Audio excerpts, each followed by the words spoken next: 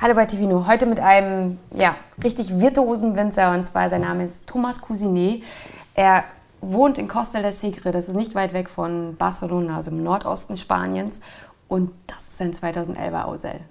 Ich habe beim Thomas Cousinet immer das Gefühl, dass er ein kleiner Puzzlespieler ist mit seinem Ausel, weil in diesem Weißwein ist eine Menge drin. Da haben wir Macabeo von ganz alten Rebstöcken, also Macabeo ist eine typische spanische Rebsorte. Dann haben wir Sauvignon Blanc, wir haben Chardonnay, da ist Riesling drin, Müller-Thurgau, Alvarinho, und ich glaube, ich habe jetzt auch keinen vergessen. Ich empfehle den Wein auf jeden Fall in eine Karaffe zu geben, weil wir haben eine Menge Rebsorten drin, eine Menge an Aromatik, und das ist einfach schön. Der Wein kann sich ausdehnen, kriegt ein bisschen Luft, kann sich ganz frei entfalten. Und ihr könnt euch vorstellen, wenn ihr ein halbes Jahr eingeschlossen seid, müsst ihr euch auch erstmal strecken und recken, und das tut dem Wein auf jeden Fall sehr gut. Der Vorteil am Dekantieren oder Karaffieren ist auch, dass man die Farbe wirklich schön sieht, und der hat eine super schöne Farbe. Das ist goldgelb und blendet sogar fast. Also ganz, ganz schöne Reflexe, wunderschön. Als Glas empfehle ich ein Burgunderglas. Schön viel Platz, schön rund. Und man sieht schon, dass der Wein nicht einfach ins Glas fließt, sondern eine ganz schöne Struktur hat, so ein bisschen dicker ist sogar.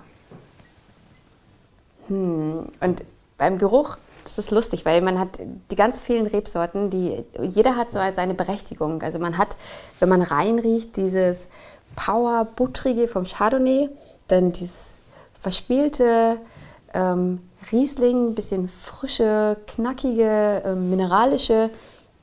Der Sauvignon Blanc kommt so mit seiner Exotik rüber. Der Macabeo ist ein bisschen das Rückgrat, die Quitte.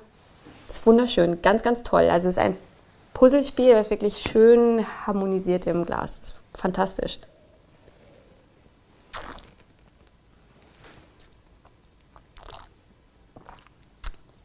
Und was man riecht, das schmeckt man auch. Das ist super spannend.